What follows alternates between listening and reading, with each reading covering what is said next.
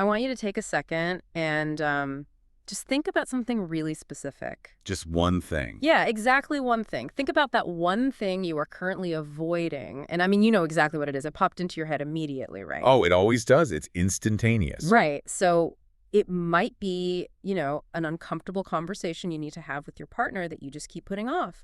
Or it might be opening up a blank document to finally start that project you've been dreaming about it for years. Well, maybe it's just setting a firm boundary with that one coworker who just constantly steps on your toes. Yeah, or honestly, it could be as simple as like logging into your banking app to check your account balance. We all do it. And I want you to think about that familiar, really heavy weight that just settles right in the center of your With chest. tightness in your throat. Exactly. Or, that sudden overwhelming urge to suddenly go reorganize your spice rack or check your email for the, 15th time in an hour. We all know that exact feeling right before doing something terrifying. And usually when we experience a physical sensation like that, we just assume it's a warning system, like the sharp pain when you touch a hot stove, right? It's a biological imperative to just pull your hand away. Yeah, and it's an incredibly primitive signal. I mean, it feels like the absolute deepest truth in your body just screaming at you. Danger, stop, turn back immediately. And it feels completely rational in the moment, like it's a very clean narrative. But when you actually dig into the science of human psychology and motivation and how we actually process emotions, that entire warning system, it really starts to look like a massive illusion. It really does. We're looking at a behavioral landscape where that heavy feeling in your chest isn't actually a stop sign at all. It is the exact opposite. And to really grasp what's happening when we procrastinate or avoid things, we have to completely unlearn decades of cultural conditioning about what discomfort actually means.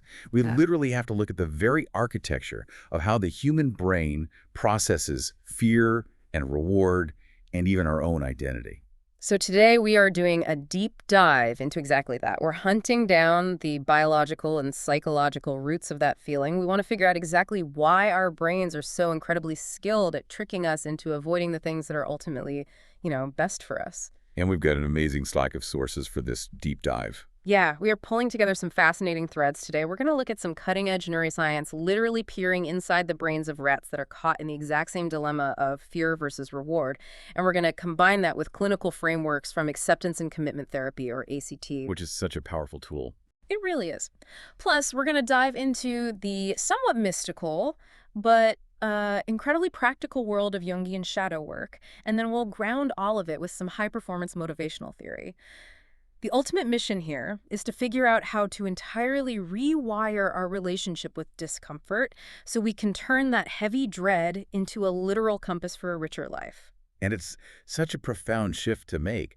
But, before we can start rewiring our avoidance habits, we have to understand the actual hardware we are working with. We need to look at why these habits even exist in the first place. Mm-hmm. And I think a key theme across all the clinical literature we're looking at today is this desperate need to just let ourselves off the hook. Oh, man. Because when you avoid that difficult conversation or you put off that creative project, it is not a character flaw. I really want to emphasize that.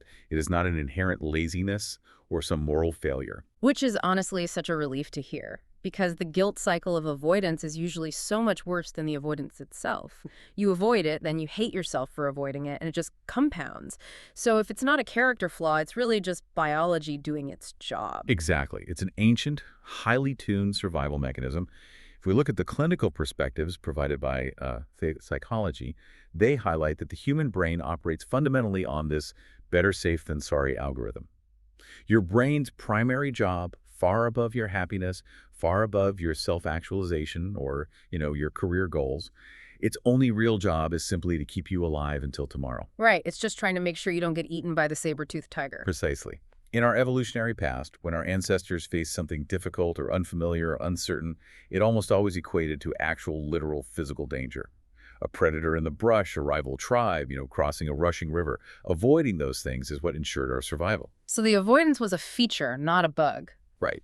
But the problem we face today is this massive evolutionary mismatch. The physical world has modernized at this breakneck pace over the last few thousand years, but our biological hardware is largely exactly the same as it was on the savannah. Your amygdala, the brain's fear center, It hasn't received a software update. Yeah. It literally cannot distinguish between a physical predator and the emotional risk of failing a job interview. Wow. So it treats emotional uncertainty and psychological stress with the exact same chemical cascade as a threat to your physical life. It's Exactly. like the brain has this one giant red panic button sitting on the desk, and it smashes that button whether you're actively being chased by a bear or whether you just noticed you hit reply all with a typo in a company-wide email. Yeah. The physiological response is identical. You're sweating, your heart rate goes up, tunnel vision. And this brings us to some truly groundbreaking neuroscience that maps out exactly how this hardware functions. To understand how deeply hardwired this avoidance instinct actually is, we really have to look at a recent study published in the journal eLife. Yeah, this study blew my mind. It's amazing. The researchers were investigating a very specific region of the brain called the prelimbic prefrontal cortex, which is heavily involved in decision-making and memory retrieval. And they wanted to observe the neural activity during an approach avoidance conflict. Right. And I was reading through this methodology, and the behavioral setup is just brilliant. They used rats, and they essentially engineered a scenario where the rat has to choose between its absolute deepest desire and its deepest fear at the exact same time. The setup was so meticulous. So first they took these male Long Evans rats, and they restricted their food intake slightly, just so they would be highly motivated by a reward. Right. So they're hungry. Exactly. Then they placed them in an operant conditioning box and trained them to press a lever to receive a sucrose pellet, basically a little sugar treat. But they added a specific condition. The sucrose was only delivered if they pressed the lever while a specific audiovisual cue was playing. Like a tone and a light. A tone and a light, exactly. So the rats learned a very, very strong approach memory. Tone plus light equals food.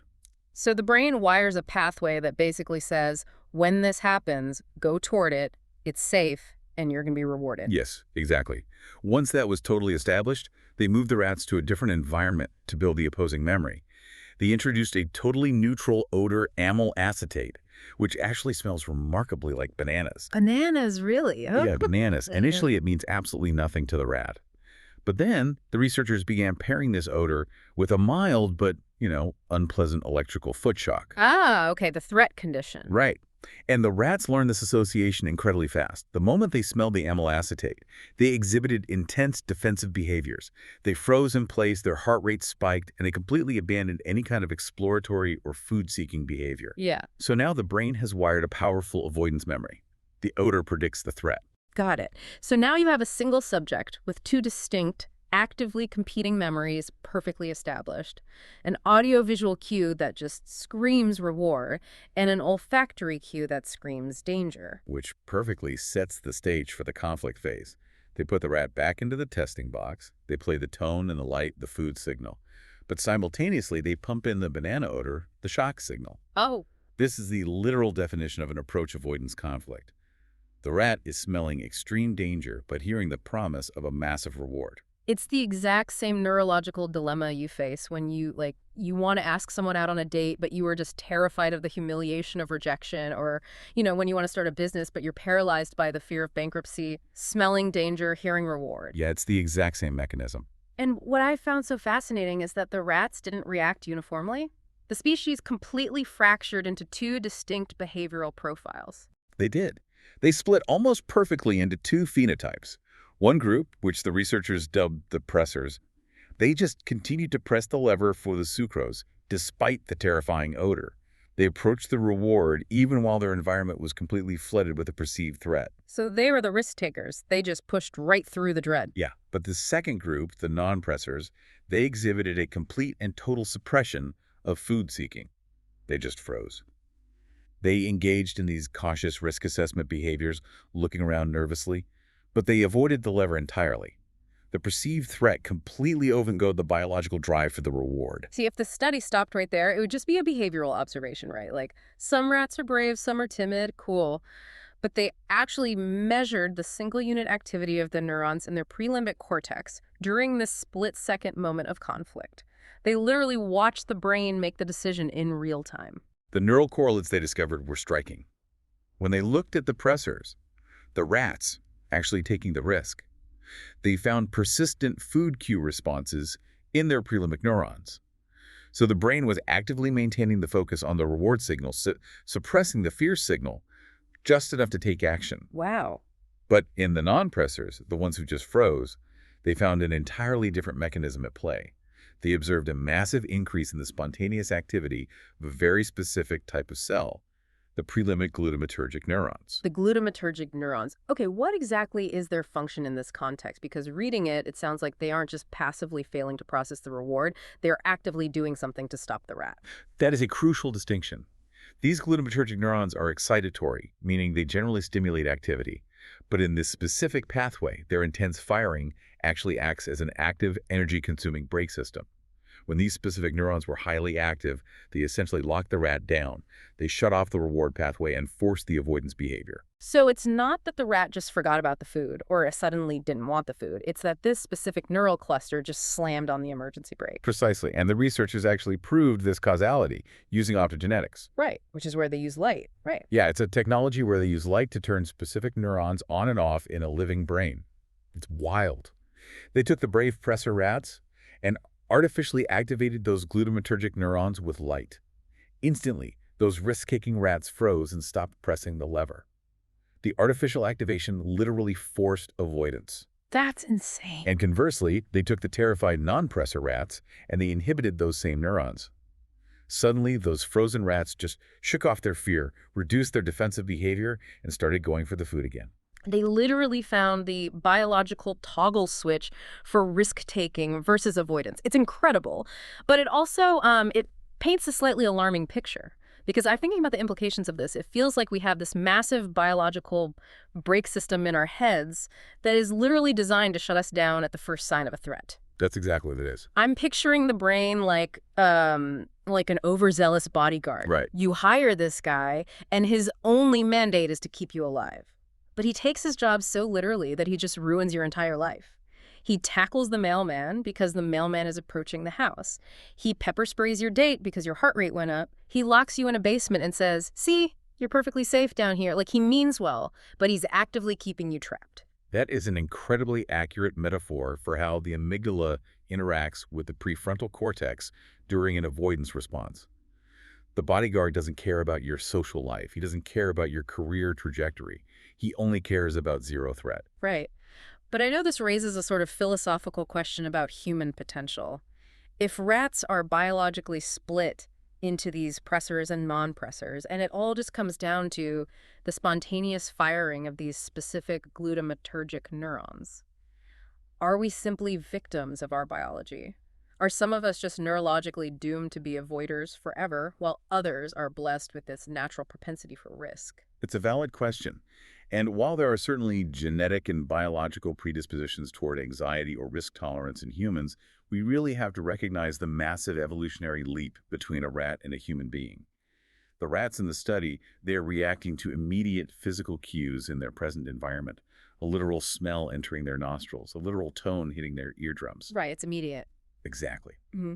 Humans, on the other hand, possess the most complex cognitive machinery on the planet, which completely changes the rules of the game. You're talking about human cognition, specifically our ability to use language and, conceptualize the future? Exactly. Because we have language and complex imagination, we are not bound strictly by our immediate biological environment. But the great irony of human psychology is that this incredible intellect, the very thing that makes us human, actually makes avoidance infinitely more complicated, way more insidious, and in many ways, much more damaging. I really want to pull on this thread because usually we view human intelligence as our greatest evolutionary advantage. Language allowed us to build civilizations, it allowed us to cooperate in massive numbers and map the genome.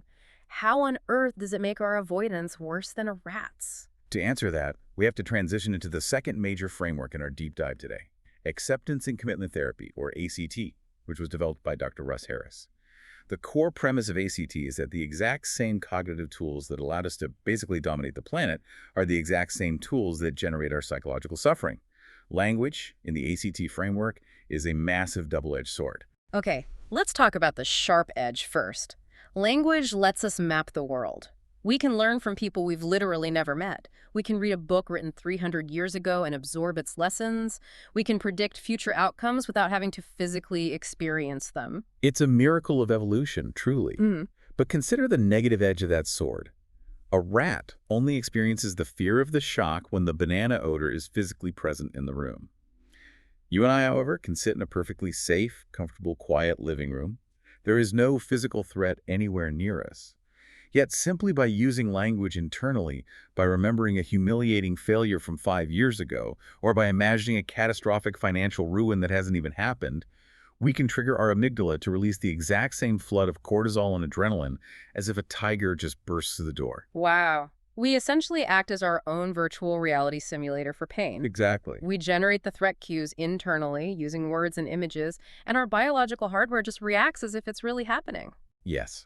Normal cognitive processes, just having a human brain that chatters away using words actively generates threat signals constantly. And this leads us to the central trap identified in acceptance and commitment therapy, a concept known as experiential avoidance. Experiential avoidance. I want to make sure we define this really clearly because it feels like the pivot point of everything we're discussing today. It absolutely is. So from the moment we are born, we are conditioned to solve external problems. Yeah. The fundamental algorithm of human problem solving is, if there is something you don't like, figure out how to alter it, get rid of it, or avoid it entirely. Right. If there's a hole in your roof letting the rain in, you patch the hole. If there's a puddle on the sidewalk, you step around it. If your hand is near a fire, you pull it away. Right. It's the basis of human progress. If a thing is bad, fix it or flee from it. And it works brilliantly in the external material world. But the catastrophe of human psychology occurs when we take that exact same external problem-solving strategy and apply it to our internal world. When we try to fix or flee from our private experiences, our thoughts, our memories, our physical sensations, our emotions, it completely backfires. Experiential avoidance is the instinctual tendency to try to suppress, alter, or get rid of unwanted internal experiences, even when the act of avoiding them causes long-term psychological harm. So we treat a dark thought or a wave of anxiety the exact same way we treat a leaky roof. Like, I am feeling anxiety. Anxiety is bad and uncomfortable. Therefore, I must fix it, suppress it, or run away from it immediately. Precisely. We treat our internal states as if they are external predators. And the literature from theopsychology outlines the incredibly subtle, often insidious ways this experiential avoidance shows up in our daily lives. They categorize it into the 5 phases of avoidance. And I think exploring these is really illuminating because most of us engage in these without ever realizing we're actually avoiding anything. Oh, I completely agree. I remember reading through this list and feeling uncomfortably seen. So let's walk through them. The first phase of avoidance is distraction. Distraction is arguably the defining feature of the modern era. We have built a society perfectly optimized for it. Distraction is simply throwing your attention into anything that keeps your mind occupied so it doesn't have to sit in the quiet with a difficult feeling. Right. It is the endless doom scrolling on social media. It's having a video playing in the background from the moment you wake up until you fall asleep, just to avoid the silence. It's working 70-hour weeks so you don't have to face an empty apartment or a failing marriage. You are keeping the surface waters deliberately turbulent so you never have to feel the dark currents pulling underneath. It's weaponized busyness. As long as I am consuming input, my brain literally doesn't have the bandwidth to process the dread. That is incredibly common. Okay, the second phase is opting out. Opting out is the decision to simply not engage with life to protect yourself from potential pain. It's RSVPing no to a social gathering because the idea of making small talk makes your chest tight. It's staying in a mediocre job for 10 years because applying for a promotion brings up a fear of rejection. It's ghosting a text message instead of having a slightly uncomfortable conversation about your feelings. And the tragic part of opting out is that it actually works in the short term, right? You say no to the party and you get this immediate hit of relief. The anxiety just drops. Oh, it works perfectly in the short term. But the long-term cost is that your life shrinks. Your world becomes smaller and smaller until it is only the size of your comfort zone, and then you wonder why you feel so deeply unfulfilled. Yeah. The third phase is one I fall into constantly. Thinking strategies. Oh, this is a devastating trap for highly intelligent or analytical people because it masterfully masquerades as productivity. Thinking strategies involve getting caught in endless loops of overanalysis, mental rehearsal, or just harsh self-criticism. You convince yourself, I'm not avoiding writing this proposal, I just need to research it a little more thoroughly. Or, I can't have this difficult conversation with my partner until I figure out the absolutely perfect sequence of words so they won't get mad. The preparation literally becomes the procrastination. Exactly. You stay in the safe, abstract realm of planning and analyzing, And you never have to actually face the messy, unpredictable reality of taking action. The thinking itself is the avoidance mechanism. That is painfully accurate. Okay, the fourth phase is one society is very, very familiar with: substances and numbing. This is definitely the most culturally recognized form of experiential avoidance. Using alcohol, recreational drugs, prescription medication, excessive food, compulsive shopping, or even, extreme exercise to just take the edge off the internal discomfort. It is a blunt force instrument to shut down the nervous system's distress signals. Numbing it all out. Right. It provides immediate, powerful, temporary relief from the internal experience, but it inevitably creates massive secondary trauma, addiction, health issues, financial ruin. And finally, the fifth phase of avoidance is resistance. Resistance often manifests as a physical sensation, this sort of mental fog or heaviness. It's procrastination combined with physiological hesitation. Have you ever sat down at your computer to finally do a difficult task and suddenly you feel incredibly overwhelmingly tired? Or you suddenly feel like you literally cannot focus, your brain feels like it's full of cotton, and you decide you just need a nap? Yes, or suddenly organizing my desktop folders feels like the absolute most urgent task in the world. That is resistance. It's your brain creating a physical sense of being blocked or paralyzed to keep you away from the uncomfortable task. Wow. So we employ distraction, opting out, overthinking, numbing, and resistance. All of these are basically strategies to fight off our internal discomfort. But the radical proposition of ACT is that this fight itself is actually what destroys us. The attempt to fix the problem is the problem. This brings us to a really brilliant concept from the ACT clinical materials: the distinction between clean discomfort and dirty discomfort, and this mechanism they call the struggle switch. This is arguably one of the most powerful psychological metaphors in the entire ACT framework. I want you to imagine that at the very back of your mind, there's a physical switch. We'll call it the struggle switch. When that switch is turned OEF, it means you accept your emotional reality. Whatever emotion shows up, no matter how unpleasant or painful, you just don't fight it. If a wave of anxiety hits you before a presentation, you simply feel anxious. Your heart races, your palms sweat. It is not fun, it is painful. But ACT calls this clean discomfort. Life serves up clean discomfort to every single human being. You lose a loved one, you feel grief. You get fired, you feel fear. Clean pain. It's just the raw, unedited data of the human experience. That hurts, but it's natural. Exactly. But what happens when the struggle switch is flipped on in? When the switch is on, it dictates a rigid rule. Any uncomfortable feeling is completely unacceptable, dangerous, and must be eliminated immediately. So let's look at the same scenario. Anxiety shows up before the presentation, but your switch is on. Because anxiety is unacceptable, you suddenly get extremely angry at yourself for feeling anxious. Like, how dare my brain do this to me again? I'm so weak. So now you have anxiety, and you've literally added anger on top of it. Right. And then you might get deeply sad about your anger. Why can't I just be normal like everyone else? Why is everything so hard for me? And then you get anxious about the fact that you're sad and angry right before you have to go on stage. It's just an endless emotional spiral. It is an emotional amplifier. The secondary compounding layer of suffering that we generate entirely by fighting our natural emotions is what ACT calls dirty discomfort. We waste monumental amounts of psychological energy struggling against the primary feeling, and in doing so, we generate layers and layers of painful, dirty discomfort that bury the original clean pain. It reminds me of the quicksand metaphor in the reading, which is just such a visceral way to understand this. Think about the physics of quicksand. If you are walking through a jungle and you fall into a pit of quicksand, your absolute deepest, most primal instinct is to struggle. You want to kick your legs, thrash your arms, and basically fight your way out of the mud. And what happens when you follow that survival instinct in quicksand? The physics dictate that the more you struggle, the faster you die. Your thrashing creates a vacuum in the dense mud that actively pulls you under. The violent effort to save yourself is the exact mechanism that buries you.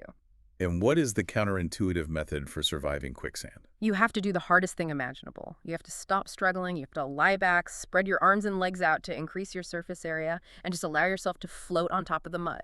You could touch the mud, be in the mud, and stop fighting it. Which violates every single alarm bell ringing in your nervous system. Experiencing a terrifying thought, a dark memory, or a wave of intense grief is exactly like falling into quicksand. Your instinct is to fight it, suppress it, kick against it with distraction or numbing. But fighting the thought acts as fuel for it. See, I want to pause here and just challenge this idea because it sounds great in a textbook, but in reality, it feels completely impossible. Oh, absolutely. If I have a terrible intrusive thought, maybe a sudden fear that I'm going to get a terminal illness, my immediate reaction is to shove it away. It feels like a fire in my living room. There's a fire, you put it out. But what ACT is suggesting is that experiential avoidance isn't putting out the fire, it's trying to put out the fire with gasoline. How does trying not to think a thought make it worse? It comes down to how the brain tags information for importance. Think of the classic psychological experiment where subjects are told, for the next 5 minutes, whatever you do not think about a white bear. What is the only thing that occupies their mind for the next 5 minutes? A white bear. When you actively suppress a thought, you are sending a high-priority signal to your amygdala that says, this specific thought is incredibly dangerous. Monitor the environment constantly to ensure this thought isn't around. Oh, wow. So by telling my brain to watch out for the thought, I'm literally forcing my brain to constantly conjure the thought to check if it's there. Exactly.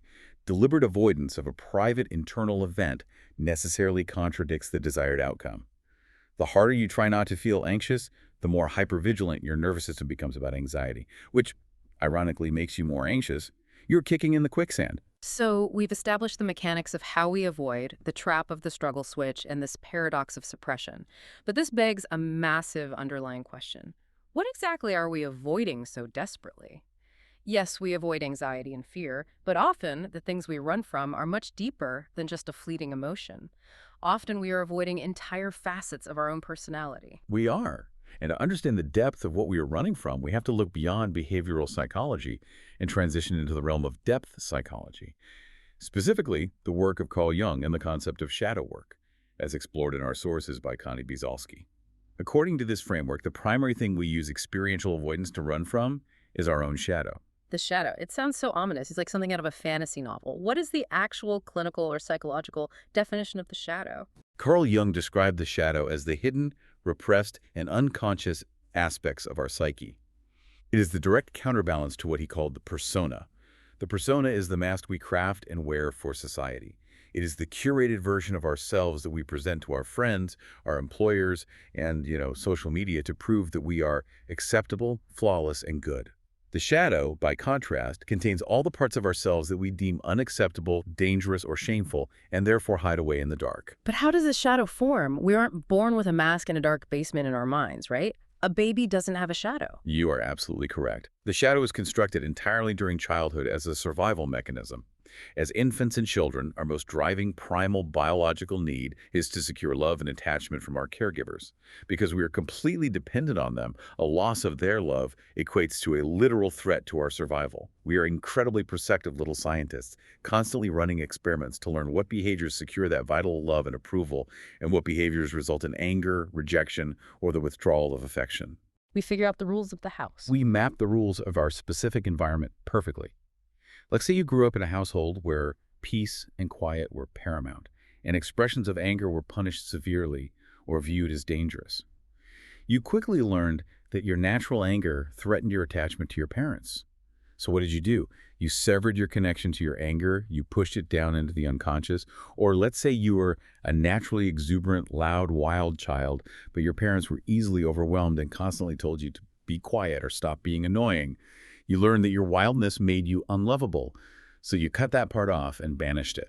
It's incredibly tragic when you view it that way. We are essentially amputating parts of our own fundamental nature just to survive the social dynamics of our childhood. And what I found so surprising in the source material is that it's not just quote-unquote negative traits like anger, greed, or selfishness that get banished to the shadow. We often repress incredibly positive traits. Absolutely. Yeah. Jung referred to this as the golden shadow. Imagine a child who is deeply creative, perhaps a bit eccentric, who just loves painting. If that child brings a painting to their parents and the parents ignore it, mock it, or tell them to focus on math because art won't pay the bills, that child's raw creativity gets shoved into the shadow.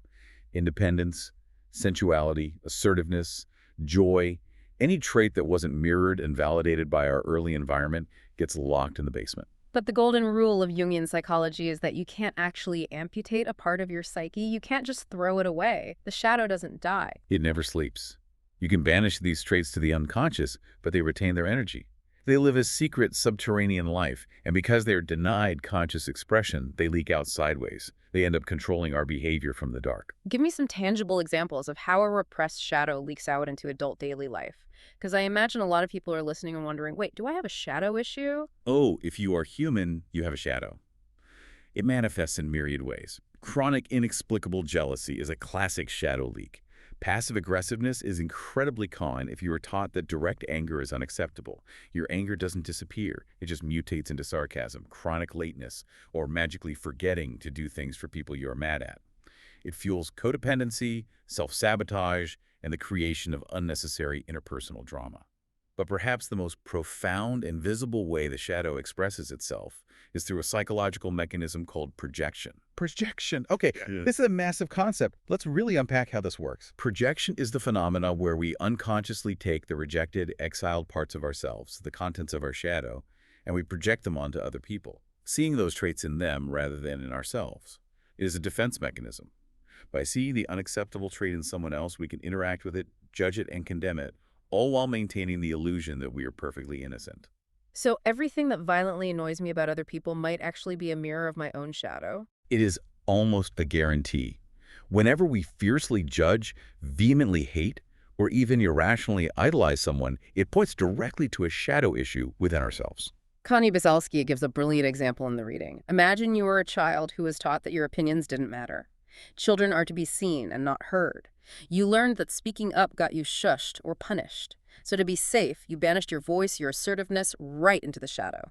Fast forward 25 years, you are at a dinner party, and there is a woman across the table who is loud, highly opinionated, taking up massive amounts of conversational space and completely unapologetic about it. You find yourself absolutely seething. You are whispering to your partner about how obnoxious, arrogant, and selfish she is. You just hate her. And the fascinating reality is that your intense, visceral hatred of her isn't really about her behavior at all. She is just a blank screen. It is your own shadow screaming at you. You are judging the exact trait in her, the freedom to be loud and opinionated that you were violently forced to repress in yourself. You are projecting your forbidden desire to take up space onto her, and you are attacking her for it, because admitting that you want to take up space would threaten the safe persona you've built. That is just mind-bending. There's another example in the text about romantic projection, specifically regarding the golden shadow, which totally shifted how I view infatuation. The digital nomad example. Yes. Basalski describes a scenario that beautifully illustrates how we project positive traits we are afraid to embody. Imagine you are someone who has lived a very secure, highly predictable, totally risk-averse life. You've been at the same corporate 9-to-5 job for 10 years, living in the same city, following all the rules. Deep down, you crave adventure, but the fear of instability keeps that desire locked in the shadow. Then you meet someone who is a digital nomad. They live out of a backpack, they change countries every month, they are wild, spontaneous, and represent total freedom. And you fall madly, obsessively in love with them instantly. You just put them on a pedestal. But the tragedy is, it's not actually them you were in love with. Not at all. You are projecting your own golden shadow, your own unlived potential for adventure, freedom, and risk-taking onto this person. Because you were too terrified to claim that aspect of yourself and live it out, you try to possess it vicariously by merging with them. You think, if I am with them, I am free. And what inevitably happens when the honeymoon phase fades? The projection collapses. And the profound irony is that the exact same trait you idealized will become the thing you absolutely resent them for. A year later, you will be fighting with them, demanding they get a stable job, settle down, and stop being so reckless. You will attack the nomad in them because interacting with it reminds you of your own unlived life. Because their freedom triggers the pain of your self-imprisonment. That dynamic perfectly encapsulates a phrase from the source material that I wrote down and circled 3 times. When it's hysterical, it's historical. It is one of the most useful maxims in depth psychology. It makes so much sense. When your reaction to an event or a person is massively out of proportion to the reality of the situation, when it becomes hysterical, it is a giant red flag. Yeah. If your partner leaves a dirty dish on the counter and instead of being mildly annoyed, you fly into a cosmic rage and feel completely unloved and disrespected, the dish is not the issue. The hysteria means the present moment has tapped into a historical, unhealed wound. The shadow has grabbed the microphone. And we spend our entire lives trying to manage this without realizing it. The cost of living this way, constantly avoiding the quicksand of our emotions and constantly repressing our shadow, is astronomical. It requires a tremendous, ceaseless output of psychic energy. Imagine trying to hold a dozen fully inflated beach balls underwater at the exact same time while trying to have a casual conversation with someone. One slips out and smacks you in the face, right? A shadow leak. So you shove it back down and grab another. This endless management leads to chronic fatigue, burnout, low-grade depression, and a profound sense of emptiness. We walk around as fractions of ourselves, reacting to the world from the perspective of our wounded, adapted child self, rather than our conscious, integrated adult self. Okay, let's take a deep breath and synthesize where we are in this journey, because the picture we've painted so far is incredibly heavy. We've established that our biology, that overprotective bodyguard amygdala, pushes us to avoid any threat, including emotional vulnerability, much like the freezing rats. We use our human language to imagine these threats, leading to experiential avoidance, where we fight our own internal experiences like we're struggling in quicksand. And what we are usually burying in that quicksand is our own shadow, the lost parts of ourselves, which we then project onto the world, exhausting our life force in the process. I mean, if we stop there, it sounds pretty hopeless. It sounds bleak, but mapping the trap is the absolute prerequisite to escaping it. You cannot dismantle a prison if you don't know you are in one. If fighting the quicksand is what pulls us under and repressing our shadow is what drains our vitality, we need a fundamental paradigm shift. We have to completely, radically rewire how we define safety and how we interpret the pain of stepping out of our comfort zone. Which transitions us beautifully into the high-performance psychology of Eric Thomas, because his core thesis attacks this entire dynamic at the root. The premise is this: discomfort is not a stop sign, it is a compass. This is the cognitive reframe that changes absolutely everything. We discussed earlier how we biologically treat that heavy dread in our chest as a red light. But Thomas asks us to look at the empirical data of our own lives. I challenge you to think about anything you possess that you are genuinely, deeply proud of. A master's degree, a marriage that survived a crisis, a career milestone, a physical transformation, overcoming an addiction. Look at the origin point of every single one of those achievements. Did they begin in a state of relaxed comfort? No. Every single one, without exception, began with a moment of profound, terrifying discomfort. The first time you had to set a hard boundary with your family, the first time you said, "I love you," without any guarantee they would say it back, the night before you launched your business when you felt nauseous with fear, moving to a new city where you knew zero people. Exactly. The discomfort you felt in those moments was not a warning that you were making a catastrophic mistake. The discomfort was the physical sensation of standing at the absolute frontier of your current capacity. It was the signal that you were about to expand. Discomfort points directly to where you need to go to live a larger life. Eric Thomas talks about this psychological model called the optimal anxiety zone, which really clarifies this. Imagine your capacity for life as a spectrum.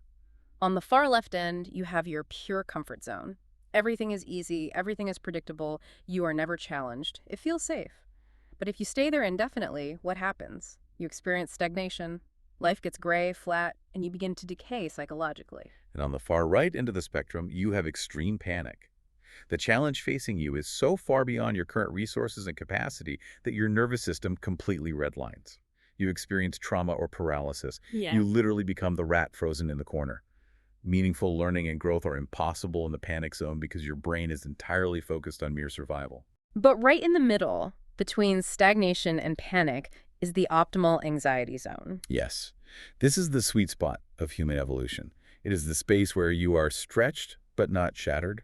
You are challenged but not crushed. You are unsure of the outcome, but you have enough agency to navigate it.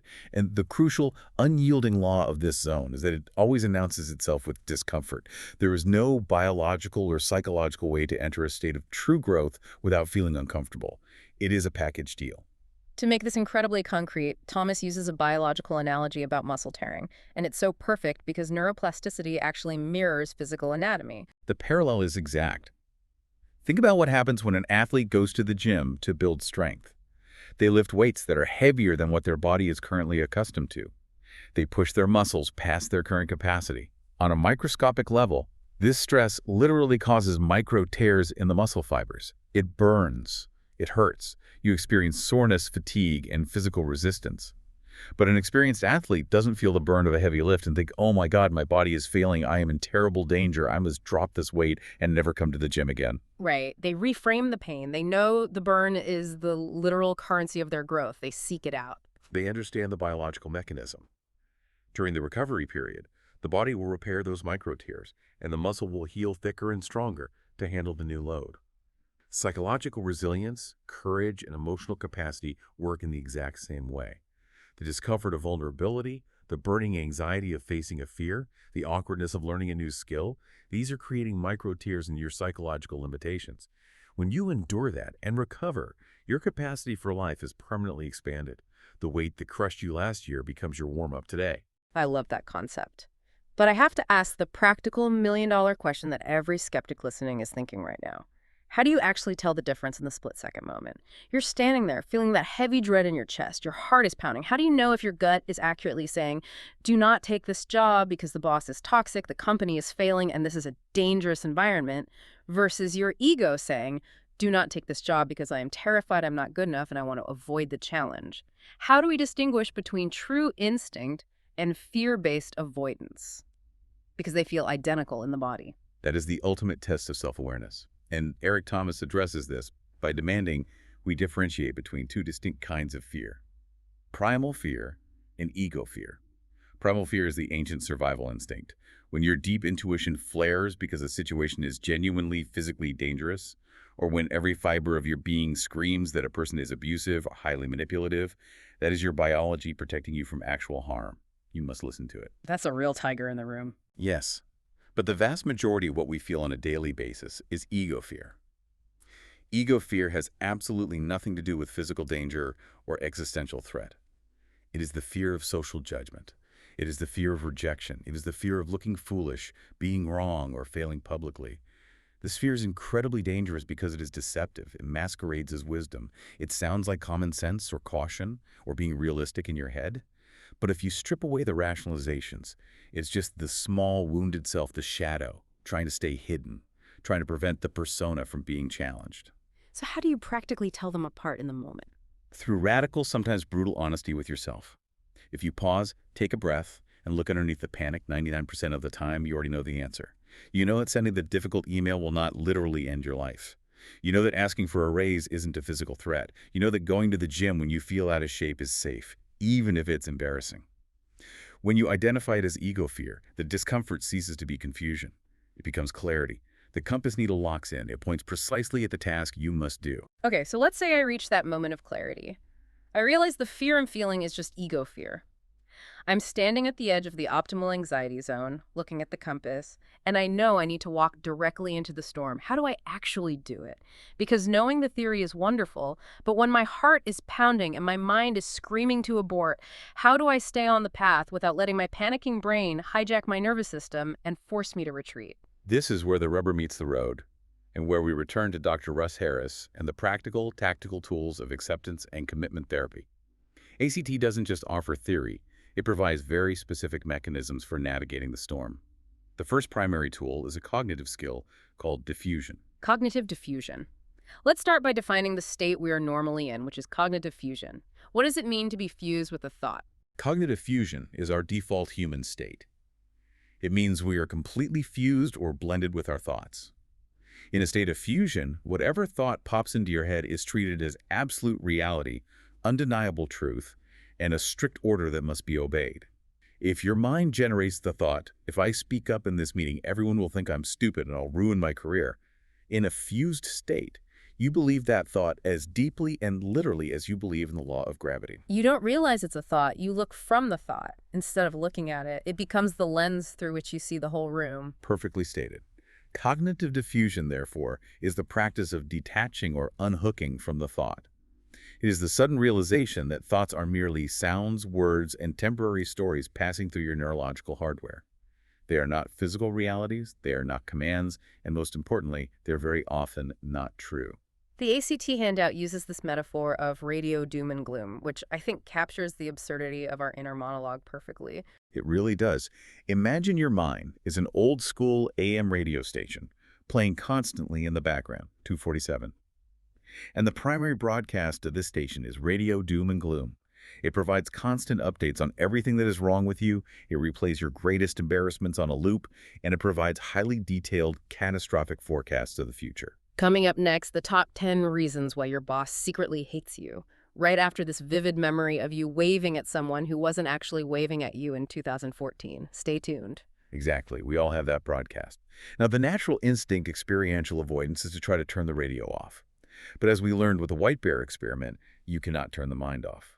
Even monks with decades of meditation practice struggle to silence the mind entirely. Trying to fight the radio or yell over it just makes you focus on it more. Diffusion is about letting the radio play in the background while you focus your primary attention on what you are actually doing in the physical world. You hear the broadcast, but you don't buy into the story. I thought of a modern analogy for this. Tell me if the mechanics of this hold up. Cognitive diffusion is exactly like wearing those old school red and blue 3D glasses at a scary movie. When you are fused, the 3D glasses are glued to your face, the monster jumps out of the screen, and you physically duck in your seat, your heart races, you spill your popcorn, your nervous system is fully bought into the illusion that the threat is three-dimensional and in the room with you. That's a brilliant visual. The illusion feels entirely real. But diffusion is simply reaching up and taking the 3D glasses off. You don't leave the theater, you don't turn off the movie, but suddenly the illusion breaks. You realize you are just sitting in a dark theater looking at a flat, glowing screen with a blurry image projected onto it. The monster is still on the screen, roaring, but you realize with absolute certainty that it cannot reach out and bite you. That is precisely what diffusion achieves. You observe the thought without being entangled in it. You strip it of its three-dimensional power. And ACT recommends very simple linguistic hacks to practice this. Instead of saying, I am going to fail, which is fusion, you add a distancing phrase. I am having the thought that I am going to fail. Or even better, I notice I am having the thought that I am going to fail. It creates immediate psychological distance. Another technique is simply thanking your mind.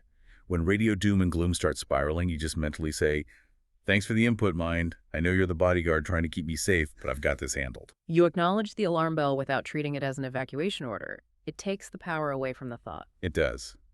But unhooking from the thoughts is only half the battle. We also have to deal with the intense physical emotions that accompany them. And this leads us to the second major tool in navigating the storm, acceptance.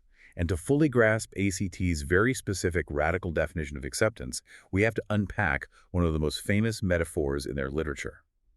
The demons on the boat. Oh, this was my absolute favorite part of the research. I want us to really linger on this and paint the picture. Walk us through the scenario. Imagine you are the captain of a sailing ship out on the open ocean. Below the deck, down in the dark, cramped hold, is a vast, terrifying horde of demons. They are hideous, razor-sharp claws, bared fangs, leathery wings. These demons are physical manifestations of your internal experiences. They represent your painful memories, your deepest insecurities, your urges to avoid, your shadow traits. The things we spend our lives running from. Exactly. Now, you have made a subconscious, unspoken deal with these demons. As long as you keep the ship drifting aimlessly out in the deep, open water, as long as you stay in your comfort zone, the demons stay below deck. They don't bother you. You can walk the deck in peace. You are comfortable. But the tragic reality is that you aren't going anywhere. Your life has stalled. Pure stagnation. But eventually, the emptiness of drifting gets to be too much. You look through your spyglass toward the horizon and you see land. The shore represents a deeply meaningful life, a new career path, vulnerability in a relationship, a creative endeavor. It is everything you want. So you grab the wheel and you turn the ship toward the shore. But the absolute instant you make that turn, the demons surge up from the hold. They swarm the deck. They surround the wheel, roaring, gnashing their teeth, and threatening to tear you limb from limb if you don't turn the ship back to the safety of the open sea. This is the exact equivalent of the approach avoidance conflict in the rats. You smell the land, but you hear the terrifying roar of the demons. And in real life, this is the moment you open the blank document to write the book, and suddenly the demons swarm, screaming, "You're a fraud! No one cares what you have to say! You're going to embarrass yourself!" Yes, and what does the average person do in that moment? Terrified by the intensity of the demons, they immediately spin the wheel back toward the open sea. And as promised, the demons slink back below deck. The person feels instant, powerful relief. The anxiety drops. But they're trapped out at sea forever. However, the grand illusion of this entire scenario, this secret the demons don't want you to know, is that the demons cannot actually touch you. Wait, expand on that. What do you mean they can't touch you? They do not have physical form. They are psychological projections. They can growl. They can get inches from your face. They can use cinematic special effects to look 10 feet tall. But they do not have the physical power to harm you, and they cannot touch the ship's wheel. Their entire power relies 100% on your belief in their threats. If you believe they can hurt you, you do their job for them by turning the wheel. If you realize they are just noise, you are free. So the goal isn't to kill the demons or throw them overboard. You can't throw them overboard. They are a permanent part of your ship. Mhm. The goal of acceptance is to simply let them swarm the deck. You let them scream, you let them use their special effects, while you firmly keep your hands on the wheel and keep steering toward the shore. You bring the demons with you. That is such a profound reframe. You bring them with you. But let me push back on this concept of acceptance as AC Key defines it. Because when I hear the word acceptance, it sounds like passive surrender. It sounds like, well, I accept that I have terrible social anxiety, so I guess I just have to be miserable and let it dictate my life. Doesn't acceptance just mean giving up? That is the most common and dangerous misunderstanding of the concept. Acceptance does not mean surrender, and it certainly doesn't mean you have to like the feeling. To clarify this, the text uses a brilliant geopolitical metaphor: the two countries at war. Okay, lay this out. Imagine two neighboring countries that deeply despise each other. Dr. Harris describes 3 possible scenarios for how they interact. The first scenario is all-out war. Bullets flying, borders burning, constant carnage. That represents experiential avoidance. You are at war with your own anxiety, wasting all your psychological resources on the battlefield, trying to destroy the emotion. Kicking in the quicksand. Yes. The second scenario is a tense, heavily armed ceasefire. Grudging tolerance. You aren't actively shooting, but troops are massed at the border, resentment seethes below the surface, and you are just waiting for the other side to slip up. This is how many people treat their difficult emotions when they think they are practicing acceptance. Fine, I will tolerate this panic attack, but I hate it, I resent it, and I'm just white-knuckling until it goes away. It is still a form of resistance, and it still consumes massive amounts of energy. You're just holding your breath. Exactly. But the third scenario is true peace, genuine acceptance. In this scenario, you acknowledge the differences. You do not have to like the neighboring country. You don't have to adopt their religion, enjoy their culture, or approve of their politics. But you lay down your weapons, dismantle the border walls, and stop fighting the war. Why? Not because you suddenly love them, but so you can finally use your country's energy, money, and resources to build schools, hospitals, and infrastructure for your own people. You stop funding the war so you can fund your life. Precisely. You make room for the uncomfortable feelings, you allow the demons on the deck without fighting them, so that you can spend your limited, precious energy steering the ship toward a meaningful destination rather than fighting an unwinnable war inside your own head. That distinction is incredibly liberating. I don't have to brainwash myself into enjoying the dread. I just have to drop the rope. I refuse to play tug of war with it. All right, so we've taken the 3D glasses off to diffuse from the thoughts. We are practicing true acceptance, letting the demons swarm the deck while we hold the wheel. We've called a truce at the border. But making peace with the demons on the boat is completely useless if the boat isn't actually sailing anywhere. Diffusion and acceptance are just tools to clear the mental deck. Now we have to figure out where we are navigating to. Which brings us to the final piece of the puzzle, moving forward with values and committed action. This is the culmination of the entire framework. It is the commitment part of acceptance and commitment therapy. Taking conscious, sustained action toward what genuinely matters to you. And to do this successfully, we have to make a very strict clinical distinction between 2 concepts that our culture constantly confuses: values and goals. I definitely confuse these. Before reading this material, if you asked me what my values were, I would have said, I value being successful, publishing a book, and buying a house. And that confusion is exactly where people get trapped in cycles of misery and avoidance. Let's break down the ACP distinction clearly. A goal is an objective. It is something that can be definitively crossed off a list. It has a clear endpoint: buying a house, getting married, earning a medical degree, losing 20 pounds, hitting a specific revenue target. These are all goals. You achieve them, you check the box, and they are done. Accomplished. Next. Yes. A value, however, is fundamentally different. A value is an ongoing direction. It is a guiding principle for how you want to behave and exist in the world on a daily basis. Dr. Harris likens a value to heading north on a compass.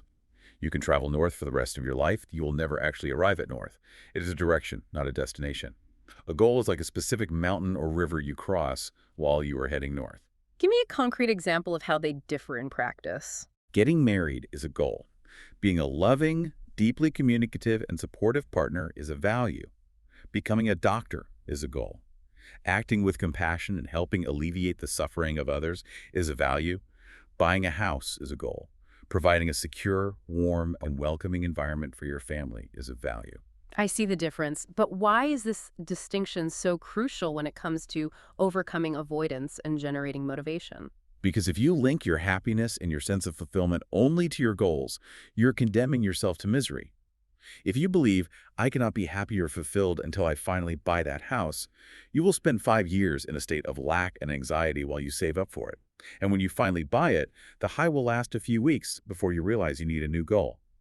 But if you identify the value underneath the goal, providing warmth and connection for your family, you can start acting on that value today, this very second. You don't need a mortgage to cook a healthy meal for your kids or to give your partner your undivided attention. You have immediate, free access to your values at any given moment. Yes. Values give you access to a meaningful life regardless of your external material circumstances. And more importantly for our topic today, values provide the raw, enduring motivation required to face the demons on the boat. You are willing to endure the clean discomfort of the optimal anxiety zone because you know you are moving towards something deeply, intrinsically meaningful to you. But how do people actually figure out what their true values are? I feel like if you ask someone on the street to list their core values, they might just give you generic, socially acceptable buzzwords. I value honesty, hard work, and family. It sounds like a corporate mission statement. It requires digging past the superficial persona and interacting with the core self. One of the most powerful psychological exercises ACT uses to excavate true values is the 80th birthday visualization. Oh, I want to model this right now because reading it was a punch to the gut. Walk me through the visualization. Let's do it live. All right. I want you to close your eyes and imagine you are celebrating your 80th birthday. It is a grand gathering of all the people you care about most in the world. Your family, your closest friends, your colleagues, maybe your children and grandchildren. The room is warm and full of love. Now imagine that 3 different people stand up to give a speech about you. They are summarizing the person you were, the life you lived, and what you stood for during your time on Earth. Yeah. What do you most want to hear them say? Wow. Okay, if I'm being brutally honest, my first instinct of my ego wants them to say he was incredibly successful, he built a massive empire, he made a lot of money, and he was famous. But as I sit with that, it feels hollow. If my kid stood up at my 80th birthday and literally read my resume, I think I would be devastated. Exactly. The resume represents goals. Keep digging. What do you actually want them to say about who you were? I want them to say, he was the most present person I knew. When you talked to him, you felt like the only person in the room. I want them to say he approached challenges with profound curiosity instead of fear, and that he made people feel safe enough to be themselves. And right there, you have stripped away the ego and found the marrow. Presence, curiosity, cultivating safety for others. Those are your true core values. You don't need to wait until you are 80 to live them. You can live them in your next conversation. That is incredibly clarifying. Once you have those values, your true north, you have your compass heading. Which brings us back to Eric Thomas and a very practical daily habit he suggests for putting all this theory into tangible action. He calls it the nightly compass questions. This is a brilliant 5-minute daily practice to slowly rewire your neural pathways regarding avoidance. At the end of every day, right before you go to sleep, you ask yourself 2 questions. Question 1. What did I avoid today specifically because it made me uncomfortable? And the key here is to answer this with radical honesty, but completely without the dirty discomfort of self-judgment, right? You aren't beating yourself up. You are just looking at the telemetry data. Exactly. Just record the facts like a scientist. I avoided making that phone call to the client. I avoided working on my portfolio. I avoided telling my partner I was upset about dinner. You look at the list, recognizing that every single item on it is your compass pointing exactly where you need to go to grow. And then what is the second question? Question 2. What is one small, imperfect step I can take tomorrow in that direction? Emphasize the words small and imperfect. That is the absolute secret. You are not asking yourself to take a massive, life-altering leap. You don't have to quit your job, run a marathon, or confront your deepest childhood trauma tomorrow. The goal is to take the tiniest possible step into the optimal anxiety zone to intentionally trigger a micro tear. If you're avoiding writing a book, the step tomorrow is not write a chapter. The step is open a Word document, save it, and write 1 terrible sentence. If you're avoiding a conversation, the step is sending a text that says, "Can we talk tomorrow?" You are building the muscle of moving toward discomfort rather than focusing on the outcome of the task.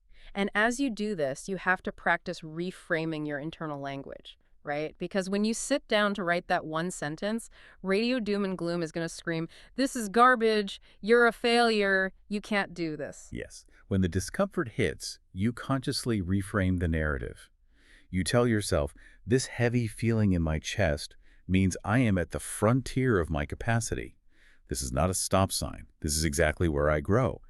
I am in the process of building a wider life. Okay, I have to play devil's advocate here one last time because there is a very common paradox I see in myself and others. Let's say I do this exercise. I identify my values. I know exactly what small step to take, but I wake up the next day and I just don't do it. I procrastinate again. The immediate excuse that pops into my head is, well, if this were really that important to me, if it was truly my core value, I'd be doing it automatically. The fact that I'm avoiding writing this book must mean I don't really want to be a writer. Yes. The ACT source material explicitly calls this out as a massive, devastating psychological trap. That exact thought, if it were important to me, I'd be doing it already, is just another sophisticated form of experiential avoidance masquerading as logic. It is based on a fundamentally false assumption about human nature. What is the false assumption? The assumption that human beings naturally and automatically act in alignment with their deeply held values, we unequivocally do not. If we naturally acted on our values, no one would ever struggle with addiction. No one would stay in abusive relationships. No one would doom scroll for 4 hours when they want to be present with their kids. And entire fields of psychology wouldn't even need to exist. Because our biological drive to avoid immediate discomfort is so incredibly powerful. Exactly. The biological brake system, those glutamatergic neurons we talked about, is so strong that we can routinely act against our own deepest, most cherished values for months, years, or even decades. The paradox of avoidance is often that we avoid the things we care about the most because the prospect of failing at them carries the highest emotional risk. Wow. An artist avoids painting precisely because art is their core value, and failing at it would hurt 1,000 times more than failing at a meaningless day job. So avoiding something doesn't mean you don't value it. It just means the demons on your boat are really loud, the stakes are high, and you've been listening to the fear. Exactly. Choosing to act on your values requires conscious, deliberate, and highly uncomfortable effort. It is not a natural default state. It is a courageous, muscular choice you have to make, moment by moment, against the pull of your own biology. That is incredibly validating. It removes so much shame. It means the struggle isn't a sign that you are broken or that you don't care. The struggle is just the mechanics of the process. It is the cost of admission to a meaningful life. What a monumental journey this has been. Let me try to synthesize the sheer volume of what we've unpacked today. We started by looking inside the brains of rats, caught in an approach avoidance conflict, realizing that we all have an ancient, overprotective biological brake system wired to prioritize safety above all else. And we explored how our human capacity for language allows us to generate emotional threats internally, trapping us in a cycle of experiential avoidance where we treat our own thoughts and feelings as predators, fighting them like we're struggling in quicksand. By doing that, we amputate the messy, beautiful, unacceptable parts of ourselves, locking them in the shadow, only to exhaust ourselves by projecting those traits onto everyone around us. But the escape route is a total paradigm shift. Realizing that the heavy dread in your chest is not a red light, it is a compass. It points directly to the optimal anxiety zone where true growth occurs, just like a muscle tearing to heal stronger. And to navigate that storm, we use cognitive diffusion, taking off the 3D glasses and unhooking from radio doom and gloom. We practice true acceptance, laying down our weapons at the border and letting the demons swarm the deck while we firmly hold the wheel.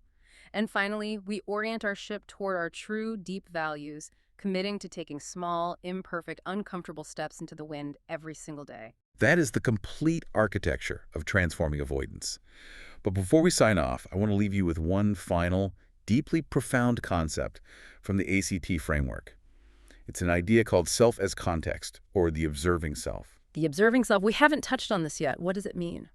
Throughout this entire deep dive, we've talked about observing your thoughts, feeling your feelings, watching your urges, and noticing your avoidance. But this raises the ultimate philosophical and psychological question. If you are not your thoughts, and you are not your feelings, and you are not your bodily sensations, who are you? Who is the entity noticing all of this? Oh, who is the one sitting in the theater taking off the 3D glasses? Who is the captain holding the wheel while the demons scream? Exactly. ACT uses a remarkably beautiful metaphor for this. I want you to imagine the sky and the weather.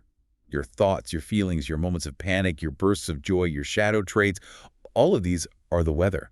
Sometimes it's a perfectly clear sunny day, sometimes it's a gray, drizzly fog of depression, and sometimes it is a violent, terrifying Category 5 hurricane of anxiety and fear. The weather's constantly changing, wildly unpredictable, and occasionally destructive. But you are not the weather. You are the sky. The sky is the observing self. And the beautiful truth about the sky is that it always has room for the weather. No matter how violent the thunderstorm, no matter how black the clouds get, no matter how much lightning strikes, the sky itself cannot be damaged. It cannot be broken, it cannot be stained, and it cannot be destroyed by the weather. The weather simply passes through it. That is breathtaking. It completely neutralizes the terror of that heavy feeling in your chest. The anxiety is just a storm passing through, but it can't break the sky. Yes. So as you face whatever it is you've been avoiding, as you set your compass, take that small step into your discomfort tomorrow, and the storm of anxiety inevitably hits you. Remember that you are the sky. You have room for all of it. You are the sky. What an absolutely perfect place to land. Thank you to everyone for joining us on this deep dive. I hope you take that one small, imperfect step tomorrow. Look at the compass, feel that heavy weight in your chest, and walk directly into it. We'll see you next time.